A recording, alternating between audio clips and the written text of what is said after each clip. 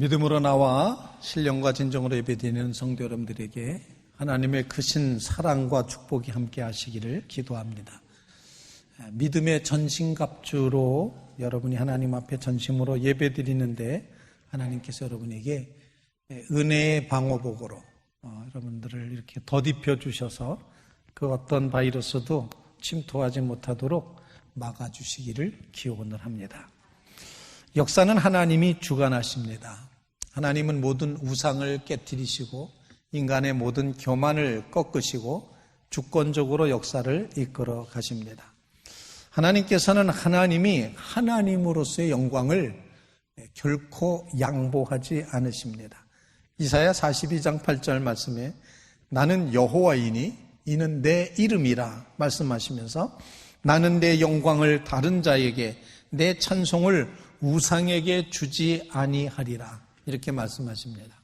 하나님은 영광을 빼앗기지 않으신다라고 말씀합니다. 오늘 전심으로 하나님 앞에 예배드리는 여러분들은 하나님의 영광을 이제 하나님께 올려드리는 그런 귀한 예배의 시간이라 생각을 합니다. 아버지께 참되게 예배하는 자들은 영과 진리로 예배할 때가 오나니 곧 이때라. 아버지께서는 자기에게 이렇게 예배하는 자들을 찾으시느니라. 장소가 어디 있든지 영과 진리로 하나님 앞에 예배드리는 예배자를 하나님이 찾고 계십니다. 여러분 모두 하나님이 찾으시는 그 한 사람의 예배자가 되시기를 간절히 바랍니다. 무한폐렴을 일으키는 신종 코로나 바이러스보다 더 질긴 것이 있는데 그것은 바로 죄의 역병입니다.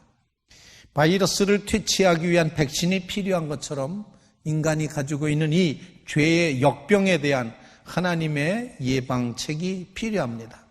죄악의 역병을 막는 하나님의 예방접종이 필요하다는 것입니다.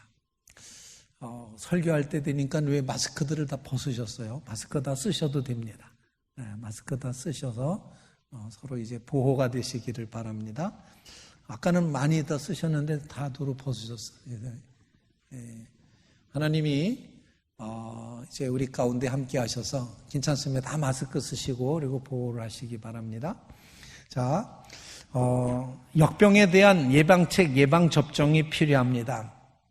우리가 예수님을 나의 주님, 나의 구주로 믿고 고백하며 받아들일 때 주님이 우리 안에 거하시게 됩니다.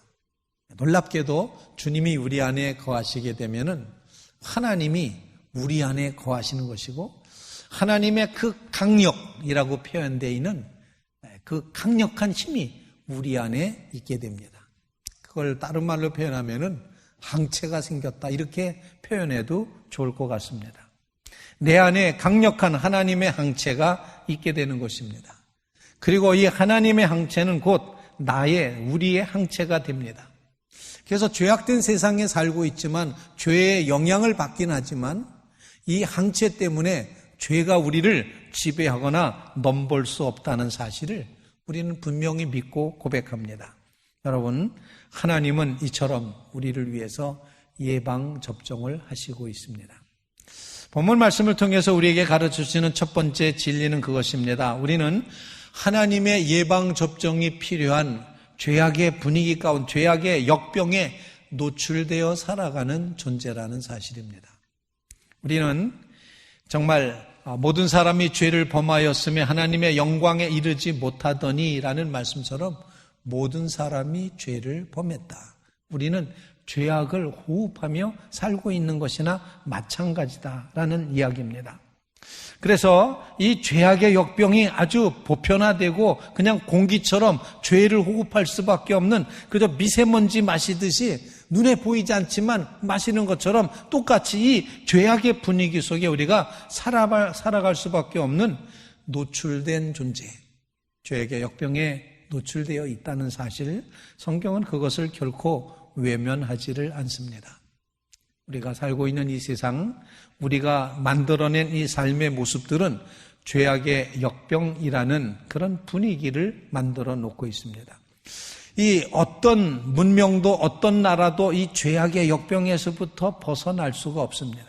그 누구도 죄에서부터 비롯된 이 죄악의 역병에서부터 벗어날 수가 없다는 것입니다.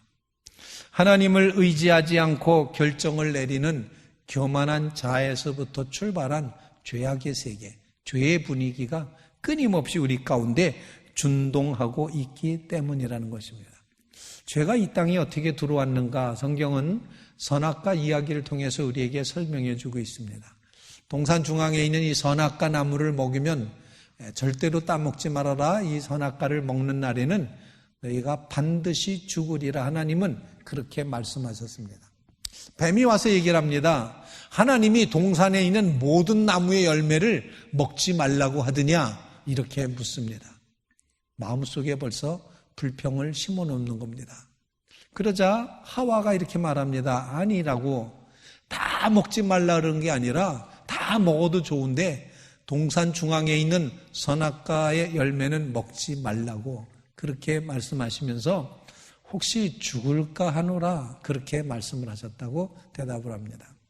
하나님은 반드시 죽는다 말씀하셨는데 하와는 하나님의 말씀을 조금 이렇게 깎아서 할인해서 죽을 수도 있다고 그러셨다고 이렇게 말씀을 변경을 시키고 있습니다. 그 장면에서 뱀이 말합니다. 하나님처럼 될 수 있는데 지혜롭게 하는데 그래서 하나님이 그래서 못 먹게 하는 건데 이렇게 말합니다. 바로 이 장면에서 하와는 이제까지 동산에서 함께 거닐었던 하나님에게 여쭤봤어야 됐습니다. 하나님, 선악과를 먹어야 되겠습니까? 말아야 되겠습니까? 라고 여쭤봤어야 된다. 아니, 최소한도 아담은 하와가 먹자고 그랬을 때 잠깐만 기다려봐. 하나님께 한번 여쭤보자. 이 말을 했어야 되지 않았을까? 그런데 결국에는 두 사람이 다 선악과를 먹게 되자 그러자 그들이 정말 눈이 밝아졌습니다. 밝아지긴 했는데 벗었다는 사실, 하나님으로부터 내가 이렇게 떨어져 나와 있는 존재라는 사실을 깨닫게 되고 숨어버리게 됐습니다. 두려움에 빠지게 되었습니다. 즉 죄가 우리에게 들어오는 것, 이 죄의 모습은 하나님을 무시하는 것, 하나님의 말씀을 할인하는 것, 하나님의 뜻을 벗어나는 것, 바로 이것이 죄입니다. 하나님을 무시하고 하나님과의 관계를 깨트려버리는 것, 이것이 바로 죄라는 사실을 우리에게 가르쳐 주고 있습니다. 정말 하나님께서는 죽을까 하노라 말씀을 애누리했던 인간에게 낙원을 쫓아내 버리십니다. 낙원에서부터 쫓아내 버리십니다. 결국 마음 가득 죄악의 역병 바이러스를 가지고 에덴 동산에서 쫓겨났습니다. 이 세상에 죽음이라는 죄의 결과를 주렁주렁 매단 채 이 땅에 들어오게 되었다는 것입니다. 그래서 우리는 죄의 역병이 판을 치고 있는 세상 한복판에서 살게 되었습니다. 죄는 인간 영혼의 눈을 가립니다. 볼 것을 못 보게 만듭니다. 죄는 하나님이 창조주이시고 역사의 주인이심을 못 보게 만드는 것입니다. 죄는 세상에 하나님 없는 것처럼 행동하도록 만듭니다. 하나님은 정말로 살아계신데 그 하나님 없는 것처럼 살게 만드는 것이 죄의 모습입니다. 하나님을 무시하는 마음가짐, 하나님을 저버리게 하는 그런 모든 상황, 이 모든 것들이 죄가 우리 안에 역사한 역병 때문이라는 사실을 꼭 기억하시기를 바랍니다. 우리가 다 양 같아서 그릇 행하여 각기 제 길로 갔거늘 여호와께서는 우리 무리의 죄악을 그에게 담당시키셨다. 광야의 이스라엘 백성은 하나님의 기적을 그렇게 보았음에도 불구하고 하나님의 말씀을 듣지 않고 원망하고 불평하고 우상 숭배를 했습니다. 그리고는 어떤 일을 이뤄놓고 나면은 늘 내 힘으로 내 능력으로 했다고 하나님을 무시했습니다. 하나님을 경외하지 않았다는 것입니다. 하나님 중심적인 마음가짐을 놓치게 되면 죄는 언제나 우리 스스로를 높이도록 교만하도록 그렇게 내세우며 유혹합니다. 당신의 삶이니까는 마음대로 살아보세요. 당신이 주인이니까 멋대로 해도 돼, 맘대로 해도 돼, 이 정도는 괜찮아 라고 하면서 죄는 죄를 불러일으키며 계속해서 자기중심적인 삶을 살게 만든다는 것입니다. 사도 바울은 로마서에서 그렇게 말합니다. 하나님을 알되 하나님으로 영화롭게도 아니하고 감사치도 않고 생각이 허망해져서 미련한 마음에 어두워졌나니 그러므로 하나님이 저들의 마음의 정욕대로 죄악의 그 역병의 그 바이러스대로 더러움에 내버려 두사 저희 몸을 서로 욕되게 하셨다. 이렇게 말씀을 하고 있습니다. 혼돈한 세상이 되어버리고 말았던 것입니다. 죄악의 역병이 우리의 삶의 현실이 되었다는 사실을 기억하시면서 과연 우리는 어떻게 구원함을 받을 수 있을까? 어떻게 이 비참한 처지에서부터 벗어날 수 있을까? 이런 얘기를 하고 있습니다. 오 비참한 인간이여, 죄가 너를 괴물로 바꿔 놓았구나. 하나님이 그대를 천사보다 조금 못한 존재로 지으셨거늘 죄 때문에 악마보다 조금 나은 존재가 되고 말았구나. 이렇게 한탄을 합니다. 하나님을 외면하면 혼돈이 다가올 뿐입니다. 혼돈 속에서 어찌할 바를 모르게 된다는 것입니다. 우리는 지금 내일이 어떻게 될지 알 수 없는 그런 형편에 살고 있습니다. 하나님은 단호하게 말씀하시는데 죄의 역병은 하나님 나라에 침투할 수 없다고 선언하십니다. 전염병에 감염된 영혼은 하나님 나라 거리를 활보할 수가 없다는 것입니다. 너희는 불의를 행하고 속이는구나. 그는 너의 형제로다. 불의한 자가 하나님 나라를 유업으로 받지 못할 줄을 알지 못하느냐. 미혹받지 말라. 우상숭배자나 간음자나 음행하는 자나 탐색하는 자나 남색하는 자나 도적이나 탐욕을 부리자나 술을 취하는 자나 모욕하는 자나 속여 빼앗는 자들은 다 하나님의 나라를 유업으로 받지 못하리라. 너희 중에 이와 같은 자들이 있더니 주 예수 그리스도의 이름과 우리 하나님의 성령 안에서 씻음과 거룩함과 의롭다 하심을 받았느니라. 여러분의 삶이 이 죄악의 역병에서부터 노임받게 되기를 간절히 이제 기원합니다. 축원합니다. 정말 하나님이 이 죄악된 현실 속에서 우리가 나갈 길을 열어주시기를 간절히 바랍니다. 오늘 본문을 통해서 가르치는 것은 바로 이 죄악된 현실에서부터 우리를 빠져나가게끔 하기 위해서 하나님이 예방접종을 하시는데 그 이름을 가르쳐서 고난받는 종이라고 표현하는 예수 그리스도를 예방접종으로 허락해 주셨다는 사실입니다. 지옥에 빠지게 하는 죄악의 역병을 막을 수 있는 하나님의 예방접종, 그것은 바로 예수 그리스도라는 사실. 이 사실을 우리에게 가르쳐주고 있습니다. 여호와께서 그에게 상함받게 하기를 원하사 질고를 당하게 하셨은즉 그의 영혼을 속건제물로 드리게 이르면 그가 씨를 보게 되며 그의 날은 길 것이요 그의 손으로 여호와께서 기뻐하시는 뜻을 성취하리로다. 바로 고난받는 종을 통해서 하나님은 죄의 역병을 막을 수 있는 하나님의 예방접종을 허락해 주셨다는 사실입니다. 고난받는 종, 이사야서 53장 전체가 고난받는 종의 노래이기도 한데 하나님은 이 죄의 문제를 어떻게 해결하실까 생각을 하시다가 고난받는 종을 통해서 그에게 모든 죄를 갖다 덮어 씌워서 그가 희생함으로써 모든 죄를 없애시는 대속의 주를 세우셨다는 것입니다. 그래서 주님은 우리를 용서하시는 속죄의 주님이 되셨고 우리의 죄를 대신하여서 값을 치르신 속건제물이 되어 주셨습니다. 속죄제와 속건제 글자는 하나 차이지만 조금씩 차이가 있습니다. 예수님이 여러분을 위해서 십자가에 달려 돌아가셨습니다. 믿습니까? 예수님이 여러분을 대신하여 십자가에 달려 돌아가셨습니다. 믿습니까? 제가 뭔 말했는지 아시겠습니까? 하나는 우리를 위하여 주님이 십자가에 죽으셨다고 말했고 또 한 번은 우리를 대신하여 십자가에 달리셨다고 말씀을 드렸습니다. 우리를 위하여 십자가에서 죽으신 예수님은 바로 속죄 제물에 대해서 우리를 용서하셨습니다. 이 속죄는 용서의 개념이 강한 것입니다. 그 다음에 우리를 대신하여 십자가에 달리셨다는 것은 내가 치러야 될 어떤 가치가 있는데 빚이 있는데 그 빚을 대신 그분이 치러주셨다. 그래서 여기는 보상의 의미가 강하게 담겨 있습니다. 그래서 다 보상하셔서 하나님이 만족하셨다. 이렇게 표현합니다. 빚을 졌어요. 우리 하나님 앞에. 갚을 길이 없어요. 근데 예수님이 십자가를 지심으로 그 값을 다 탕감해 주셨습니다. 그래서 대신하여 십자가에 죽으셨다. 이렇게 표현을 하게 되는 것입니다. 주님이 여러분의 영혼을 살리시는 그런 이제 예방접종을 허락해 주시기 위해서 독생성자 예수 그리스도를 고난받는 종으로 택하셔서 그 주님에게 모든 죄값을 다 묻기도 하시고 예수님이 죽으심으로 우리를 용서하기도 하셨다는 사실 여러분 꼭 기억하시게 되기를 주님의 이름으로 부탁을 드립니다.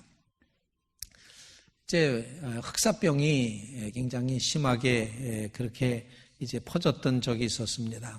그것은 바로 1347년 10월 제노바 함선 한 척이 유럽 전체를 향한 그야말로 사형 선고장을 들고 유럽에 이제 입항하는 것 같이 그런 이제 모양 사형 판결문을 들고 흑해를 거쳐서 이탈리아 메시나 항구에 들어왔습니다.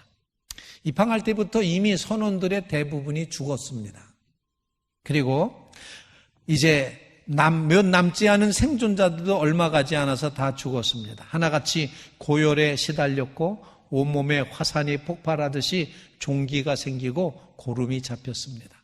시 당국자들은 부랴부랴 선박을 항구 밖으로 몰아내는 조치를 취했지만 소 잃고 외양간 고책이나 다름이 없었습니다. 역병에 감염된 쥐들이 밧줄을 타고 상륙해서 시내 곳곳에 퍼져나가기 시작했습니다. 이 흑사병이라고 하는 폭군이 유럽 대륙 전체를 가로지르는 무자비한 진군을 시작합니다. 교역로를 따라서 이탈리아에서 프랑스로 다시 북유럽으로 전염이 됐고 다음해 봄에는 영국을 돌파했습니다. 어떻게 해야 흑사병을 고칠 수 있는지 아는 사람이 아무도 없었습니다. 일단 이 병에 걸리면 건강한 사람과 분리시킵니다. 격리시킵니다. 그리고 격리된 채 죽을 날만 기다려야 됐었습니다. 5년이라는 기간이었지만 유럽 인구의 3분의 1에 해당됐던 2,500만 명이 목숨을 잃었습니다. 300년이라는 세월이 흐른 뒤에 흑사병이 또 맹위를 떨치기도 했습니다. 1665년에는 런던에서만 무려 10만 명의 사망자가 나오는데 매주 7천 명씩 목숨을 잃은 셈이 되었습니다. 그러다가 아주 혹독한 추위가 몰아닥쳐서 그 병균을 몰살시키고 나서야 처절한 죽음의 행렬이 끝맺었다는 그런 이야기입니다. 그런데 이 흑사병이 이제 영국의 한 시골 동네 아이엄이라고 하는 그런 동네에 흑사병이 이제 퍼져 들어가기 시작을 했습니다.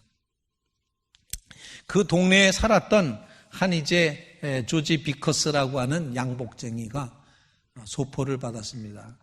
양복 한 벌을 런던에서부터 이렇게 받았는데 그 양복을 받아가지고 이제 포장을 풀고 옷을 탁탁 털고 이제 그 옷을 입게 되었습니다. 그런데 탁탁 터는데 그만 벼룩이 떨어져가지고 오염된 벼룩에 의해서 그 동네 아이엄이라는 동네에 이 흑사병이 돌기 시작을 했습니다. 3일 만에 이제 비커스라는 사람도 그만 죽고 말았습니다. 그 마을에 완전히 역병이 돌게 되자 큰일 났습니다. 그래서 동네에 들어갈 수도 없고 나올 수도 없고 완전히 격리하고 막아버렸습니다. 그리고 이웃 동네 사람들은 이 동네가 너무 가난한 동네이기 때문에 죽을 수도 있다, 그냥 죽을 수도 있다 생각을 해서 멀찌감치 황량한 벌판에다가 그래도 그들이 먹을 거리를 좀 갖다 놓습니다. 그러면 그 마을 사람들이 나와가지고 가져가서 먹고 이런 식으로다가 했다는 것입니다. 그들은 주변 사람들로부터 완전히 격리되었고 이제 죽을 날만 기다리는 것입니다. 1년이 지났습니다. 다 죽었겠지라고 생각을 했습니다. 그리고 옆에 동네 사람이 아이엄이라는 동네에 가봤는데 놀랍게도 인구의 절반, 그 마을 사람의 절반은 아직도 살아있는 것이었습니다. 다 죽었을 줄 알았는데 살아있는 겁니다. 그 중에는 100여 구 되는 시신을 이제 처리한 장의사도 여전히 살아있고 남편도 죽고 6 자녀가 죽은 부인도 살아있고 이런 모습을 보고 사람들이 이상하게 생각했습니다. 이게 어떻게 된 것인가? 그래서 학자들이 연구를 해봤더니 혈통의 문제였습니다. 그 사람들은 그들이 타고난 그 혈통에는 이 흑사병의 그 바이러스가 들어왔을 때 이 백혈병이 그것을 막을 수 있는 그런 이제 혈통을 가지고 백혈구의 그런 힘을 가지고 있었다라는 겁니다. 그래서 병균이 들어와도 이 혈통을 가진 사람은 병에 걸리지 않고 살아남을 수 있었다는 겁니다. 저는 그 이야기를 듣다가 갑자기 이런 생각을 했습니다. 여러분은 혈통이 좋으십니까? 그런 질문이 들었습니다. 여러분은 예수 그리스도의 혈통인 줄로 믿으시기 바랍니다. 예수 그리스도의 보혈로 죄사함 받고 이제는 더 이상 내가 내 것이 아니라 내 안에 그리스도가 사는 그리스도의 혈통이 되었음을 꼭 기억하시기 바랍니다. 어떤 바이러스도 결코 이겨내게 될 줄로 분명히 믿습니다. 놀랍지 않습니까? 혈통이 좋아야 됐다. 혈통 때문에 그들은 살아남았더라 하는 것입니다.